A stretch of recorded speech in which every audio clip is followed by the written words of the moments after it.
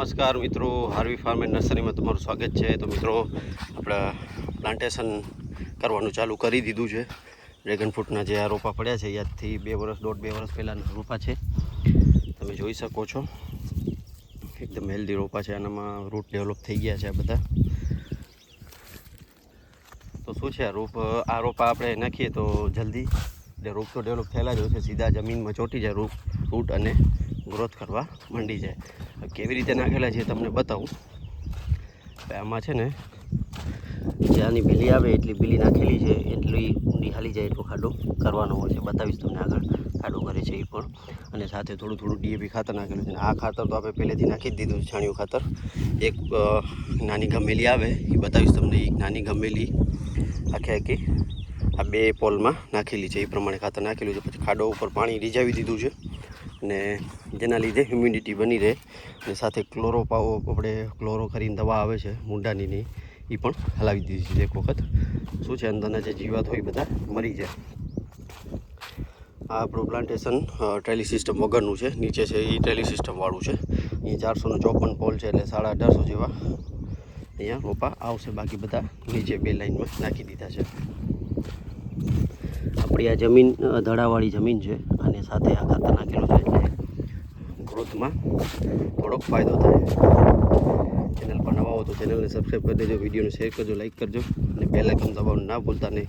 આ વિડીયોને ખેડૂતો સુધી વધુથી વધુ પહોંચાડજો, તો ખેડૂતોને સાચી માહિતી મળતી રહે.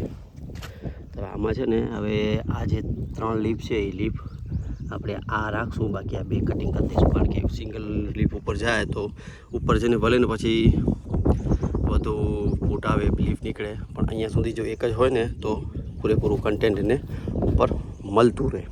એટલા માટે બધા સિંગલની પ્રેફર કરે છે, સિંગલ લીફ જાય ઉપર. એટલા માટે આ ડબલ છે. આ જો આ લીફ જશે ઉપર, એટલે બીજા બધા કાપી દઈશું આપણે નીચે.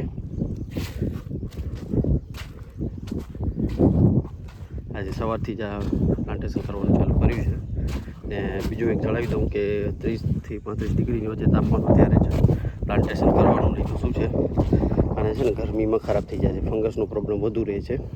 તો ખેડૂતોએ ખાસ ધ્યાન રાખી 30 થી 35 ડિગ્રીની વચ્ચે તાપમાન હોય તો જ વાવવાનું, એટલે પ્લાન્ટેશન ચાલુ કરી દેવાનું.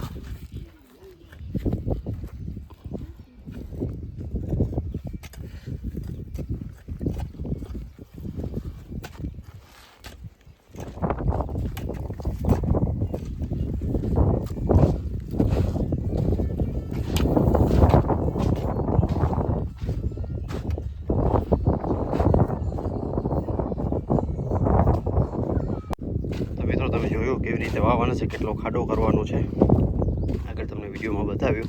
હવે છે ને, બીજી એક તમને ઇન્ફોર્મેશન આપી દઉં કે જે રોપામાં ફંગસ હોય ને, જે સમજી લો કે આ રોપો છે, તો આ રોપામાં જો પહેલેથી ફંગસ એક્ટિવ છે, તો મરી ગઈ છે, પણ આમાં છે ને રૂટ્સમાં બધે ફંગસ હાલી જાય. એટલે આવા રોપા તમે ના વાપરો તો સારું. આ બધા કાઢવા પડશે રોપા. જો જેટલા ફંગસવાળા રોપા છે ને, ત્યાં છે, જ્યાં આપણે હતા ને ત્યાં તડકો છાંયો બંને થતું હતું, એટલે ફંગસનો થોડોક પ્રોબ્લેમ રહે છે. એને પહોંચી વળવા, કાં તો પછી જે લીફ મોટું થઈ જાય ને, તો ત્યાંથી એને ચાકુથી ગમે તેનાથી કટ કરી, મતલબ આખો લીફની જેટલા ભાગમાં ફંગસ છે એ કટ કરીને તમે કલાક વાવી શકો છો. હજી આ રોપો છો ને આનામાં જો આ અત્યારે એક્ટિવ છે ફંગસ. આ ફંગસ બહુ ખરાબ વસ્તુ છે. જો આના મને અંદર બધું ખરાબ છે ને બધું ખાઈ ગયું છે ફંગસ. તો એ આ રોપો ચાલશે નહીં, એમ કાઢી નાખશું રોપો. ખાસ કરીને આ જો આના માટે એક રીડોમિલ, જ્યારે મોટા ઝાડ થઈ જાય ત્યારે ફંગસ આવે એટલે રીડોમિલ ગોલ્ડ કરીને આવે છે, પાઉચ આવે છે નાના નાના, એ પંપમાં નાખી દેવાનું, પછી એનો સ્પ્રે કરી દેવાનો, જેના કારણે ફંગસ ત્યાંથી સુકાઈને પૂરી થઈ જાય, આગળ ન વધે. તો રીડોમિલ ગોલ્ડનું ફોટો પણ હું નાખી દઈશ આનામાં. સિજન્ટા કંપનીનું આઈ થિંક છે. બહુ કોસ્ટ થોડોક છે વધુ, પણ રિઝલ્ટ બહુ સારું છે. તો એ ફોટો તમે જોઈ લેજો. હું આનામાં વિડીયોમાં જ નાખી દઈશ રીડોમિલ ગોલ્ડનું ફોટો. તો એનું રિઝલ્ટ આપણે લોકોએ વાપરેલું છે પહેલાં. ઓલા આપણે બીજું જૂનું પ્લાન્ટેશન છે ત્યાં પણ કરેલું છે. ને ખાડા તમને કેવી રીતે ખોદવા, શું કરવું, કેટલું ખાતર નાખવું, તો તમને સમજાવી દીધું છે. બીજો કોઈ પણ પ્રશ્ન હોય ખેડૂતોને તો અમને પૂછજો, અચૂકથી અમે માહિતી આપશું. સ્પેશિયલ વિડીયો બનાવશું. ડ્રેગન ફ્રૂટ હોય કે આંબા હોય કે એ બંનેનું સારું નોલેજ આપણે ખેડૂતો સુધી પહોંચાડશું ફ્રી ઓફ કોસ્ટ. અને જેને પણ કોઈને પણ રોપા જોઈતા હોય તો પણ કોન્ટેક કરે. આપે આંબાના અને ડ્રેગન ફ્રૂટના રોપા પણ પ્રોવાઈડ કરશું. હવે શું છે ને કેવી રીતે છે એ બધું તમે કમેન્ટ્સમાં જણાવજો. તમારો મોબાઈલ નંબર નાખજો એટલે અમે લોકો સામેથી તમને ફોન કરશું. આમાં છે ને ઓલું ખાતર નાખેલું છે, બકરીનું એનું ખાતર છે.